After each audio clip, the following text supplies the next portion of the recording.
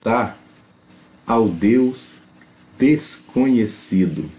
E quem é isso? Lendo e explicando a Bíblia Sagrada, Atos dos Apóstolos, capítulo 17. Sejam bem-vindos. Aproveite esse momento para se inscrever no canal, compartilhe também no grupo da família. Essa já é a segunda leitura da Bíblia. Nós lemos a Bíblia toda e todos os livros lidos estão separados aqui na playlist no canal. Basta procurar o livro que você deseja ou digitar no YouTube Pastor João Neres. E o nome do livro.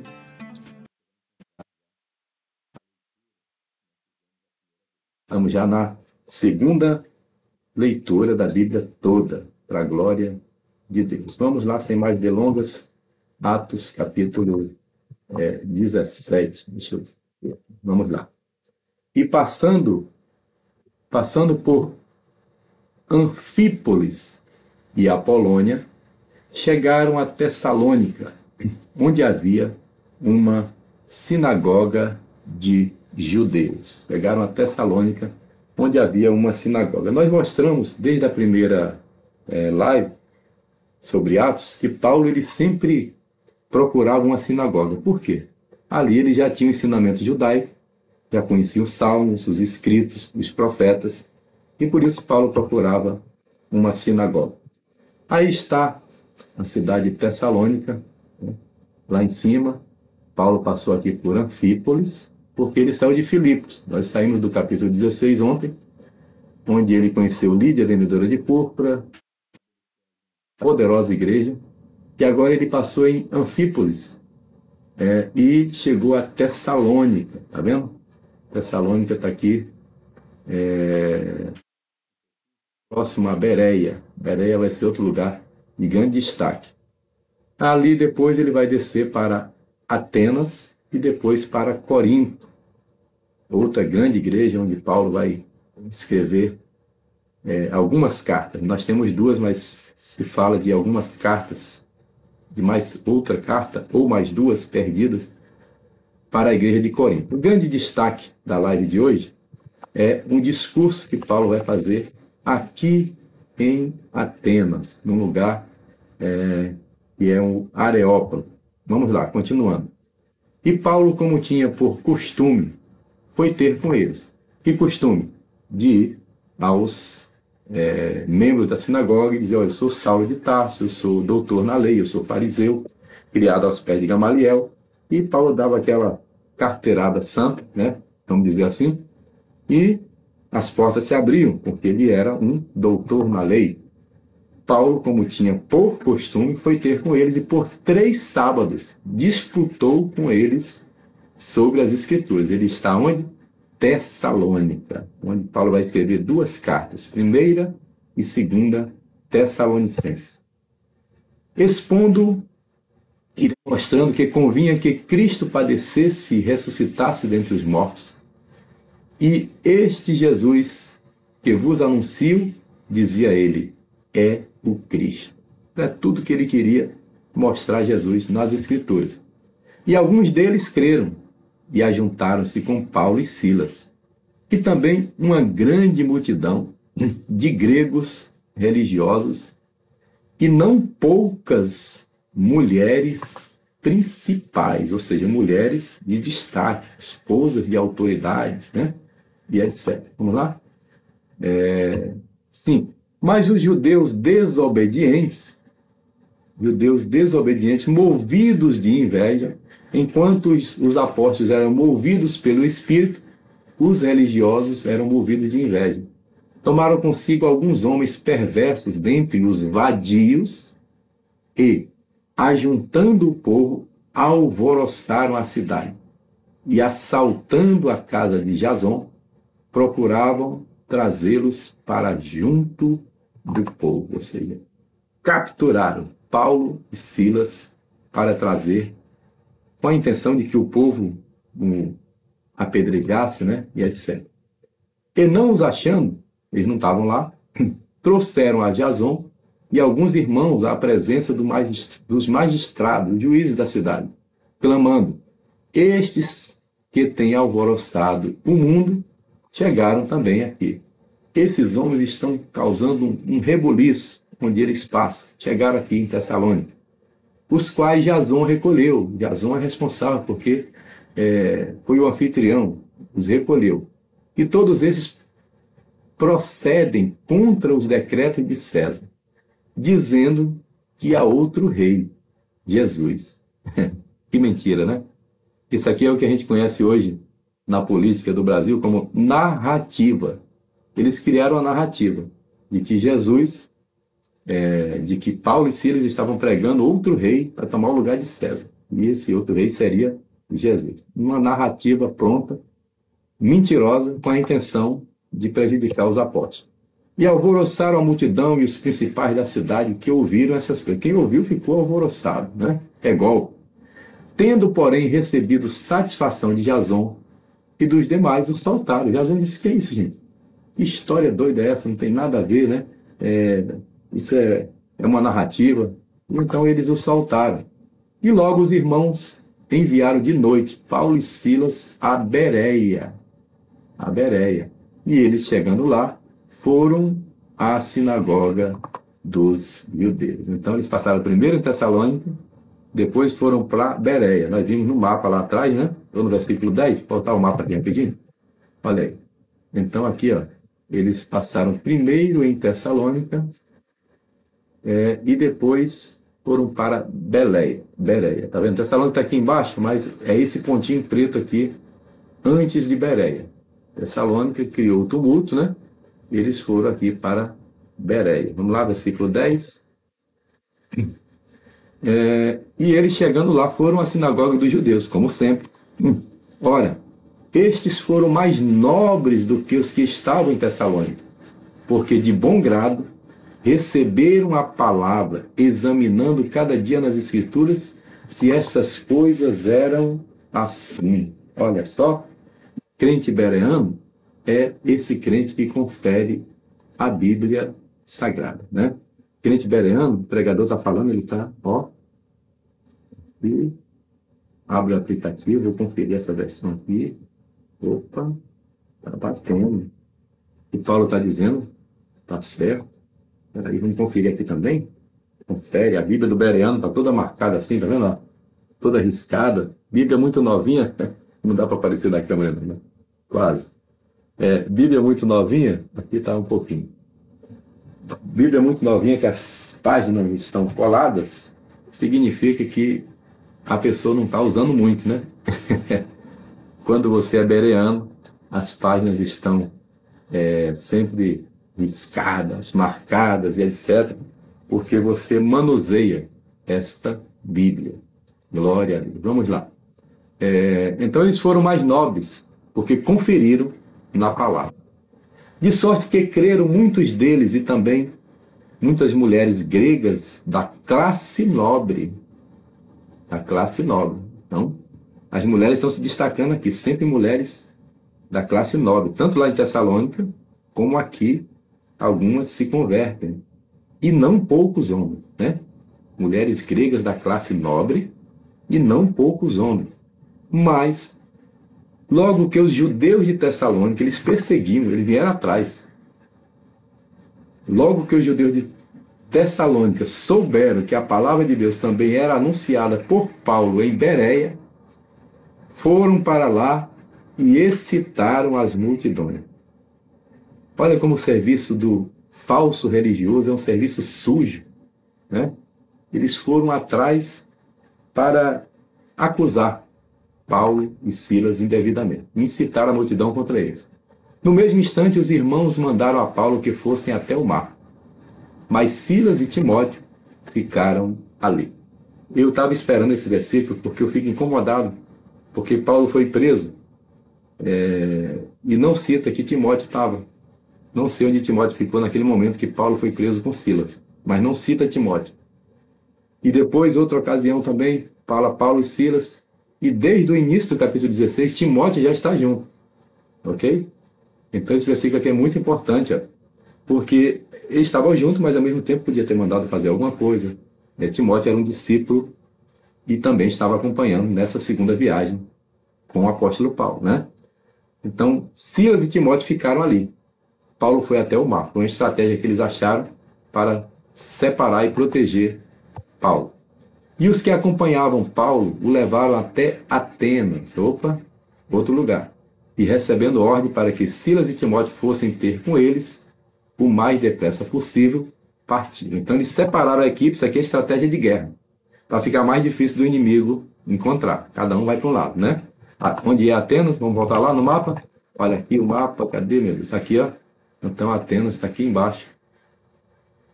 Depois de Atenas eles vão para Corinto, tá?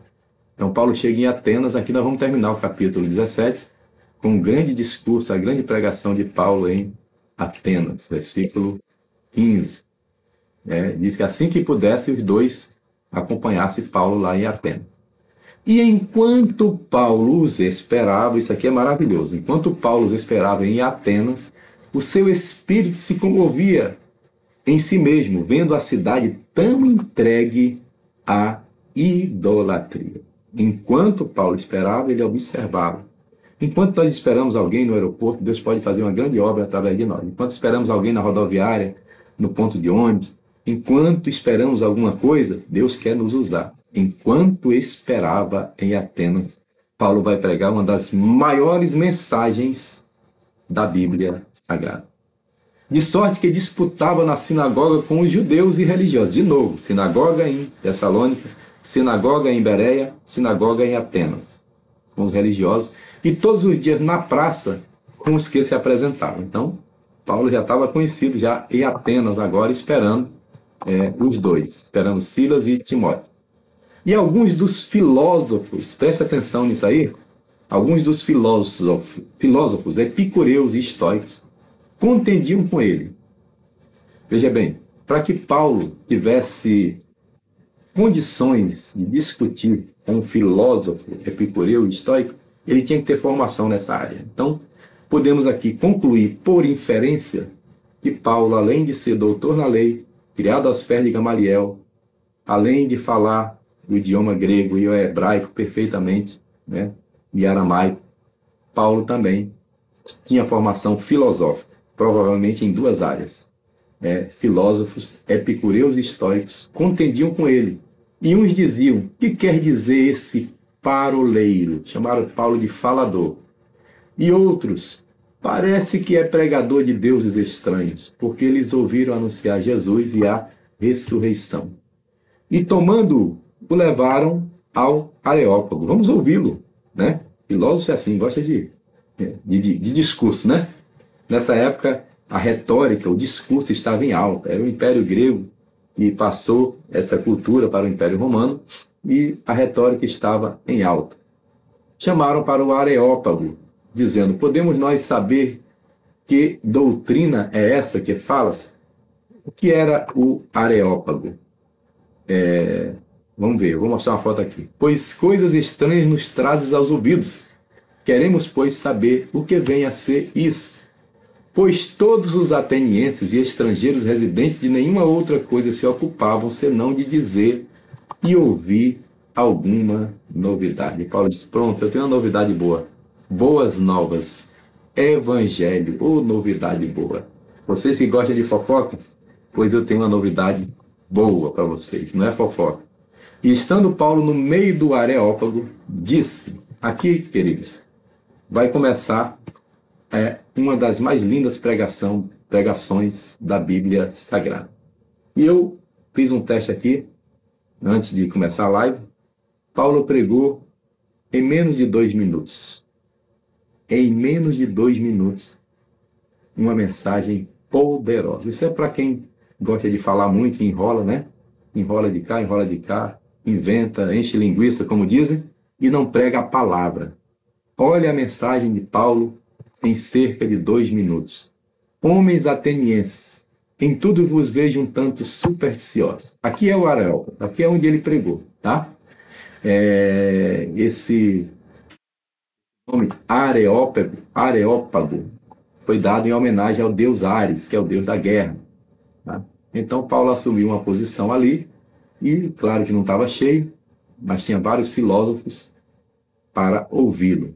Esse é o Areópago. Eu pretendo visitar em breve em minhas viagens que tem ruínas desse Areópago. Porque passando eu e vendo os vossos santuários, achei também um altar que estava escrito: ao Deus desconhecido. Esse, pois, que vós honrais não conhecendo, é o que eu vos anuncio. Uma pausa aqui. A pregação durou 2 minutos. Se você ler direto, vai dar 2 minutos, tá? Até menos. É que eu estou lendo e explicando, tá bom? Quando Paulo viu essa expressão, ao Deus desconhecido, captei vossa mensagem. Captei o que Deus quer falar. Eu indico para todos os irmãos que assistem essa live o livro O Fator Melquisedeque. Eu vou colocar aqui no link da live de hoje, aqui na descrição do vídeo, um link com esse livro no Mercado Livre para você comprar. Vale muito a pena. Adquira esse livro. Eu recomendo que adquira. Fator Melquisedeque. Em breve, é uma nova modalidade, viu, irmã Lúcia, irmã Isabel Isabel Martins, irmã Lúcia, irmã Alencar. É uma novidade. Em breve eu vou estar fazendo uma live aqui também, comentando alguns livros. Um que eu vou comentar, inevitavelmente, é esse. Fator Melquisedeque. Eu indico em todas as turmas de seminário. Eu li várias vezes. É um livro maravilhoso. Eu fiz vários trabalhos em cima desse livro. E é um livro fenomenal, porque nesse livro, Dom Richardson, o autor, que é um missionário, ele explica que em todas as culturas Deus deixou alguns detalhes onde uma vez que o evangelho chegue, fique mais fácil de você explicar. E Paulo está se apegando a um desses detalhes. O quê? Um altar escrito ao Deus desconhecido. Esse altar estava no Panteão dos Deuses. É um lugar que meu filho já esteve, o Nasson, mais velho. E eu pretendo em breve também visitar na Grécia. O Panteão dos Deuses tinha uma estátua de cada deus. E tinha uma estátua, um altar ao Deus desconhecido. Pois bem, eu não vou contar a história toda, senão você não compra o livro. Mas a primeira história do Fator Melquisedeque é de onde veio esse altar ao Deus desconhecido. O livro conta a origem desse altar. O que aconteceu ali. É uma história linda. Eu não vou contar, senão você não compra o livro. Tá? Esse Deus desconhecido que vocês anunciam, o Deus que fez o mundo, olha só, vou voltar aqui, ó, ao Deus desconhecido. Esse, pois, que vós honrais não o conhecendo, é o que eu vos anuncio. A história desse altar está no livro Fator Melquisedeque. O Deus que fez o mundo e tudo que nele há, sendo o Senhor do céu e da terra, não habita em templos feitos por mãos de homens. Opa, Paulo, peraí. Eu já ouvi essa frase em algum lugar. Pesquisa lá no capítulo 7, a pregação de Estevão, e você vai ver que Estevão também disse essa mesma frase. Por isso, Paulo e Estevão, em algum momento, beberam na mesma fonte. Alguns dizem que Paulo e Estevão foram amigos de faculdade em algum dos cursos que ele fez. Né? Não habita em templos feitos por mãos de homens. Nem tampouco é servido por mãos de homens. Não precisa de homens. Como que necessitando de alguma coisa, homens para carregá-lo, né? Quem faz isso é as procissões. Pois ele mesmo é quem dá a todos a vida e a respiração, e todas as coisas ele que dá.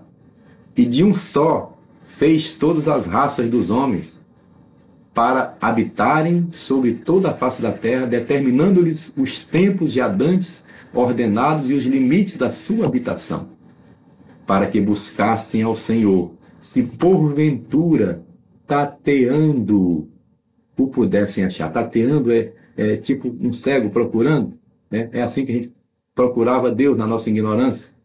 Tateando o pudessem achar, ainda que não está longe de cada um de vós. Ele está pertinho, vocês não sabem.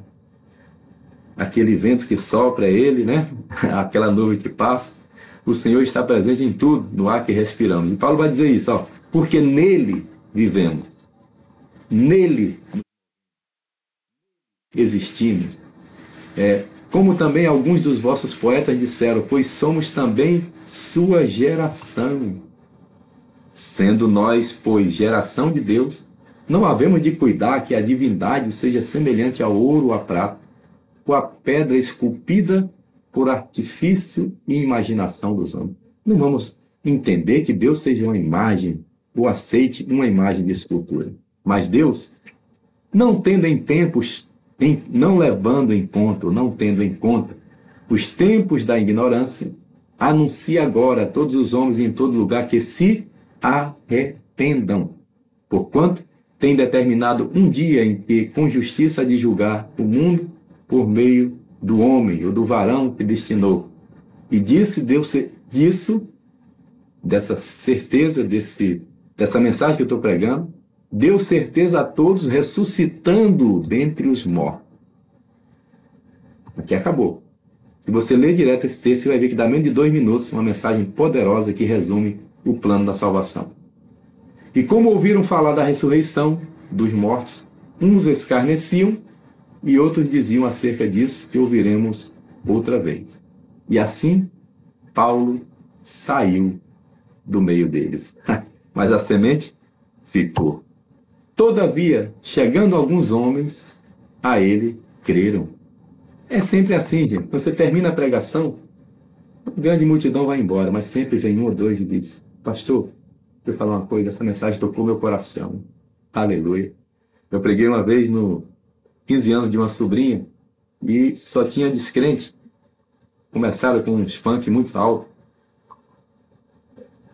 um som horrível, umas músicas pesadas.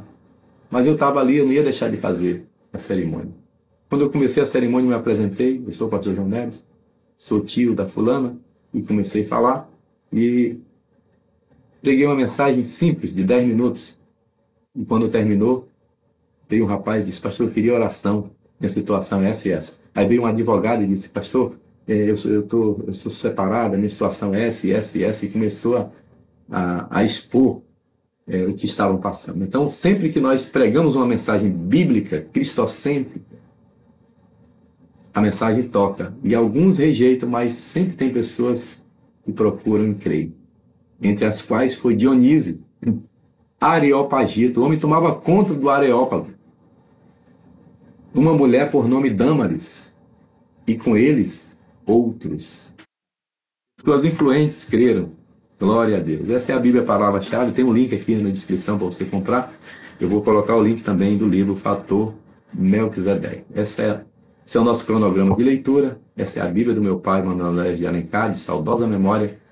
E hoje nós lemos Atos 17. Aleluia. Vamos orar? Pai, Deus amado e santo, eu quero te apresentar a vida dos teus filhos que dedicaram esses 23 minutos para ouvir a tua palavra. Eu peço que o Deus Todo-Poderoso, que não é mais desconhecido para nós, mas que se tornou conhecido através do teu Filho Yeshua, Jesus de Nazaré, e que nos trouxe as boas novas de salvação. Aleluia. Que o Senhor abençoe essa casa, esse lar, essa família, abençoe também a nação brasileira e abençoe Jerusalém. Haja paz sobre Jerusalém. Nós oramos em nome de Jesus. Amém. E se você disse amém, compartilhe essa live com mais alguém.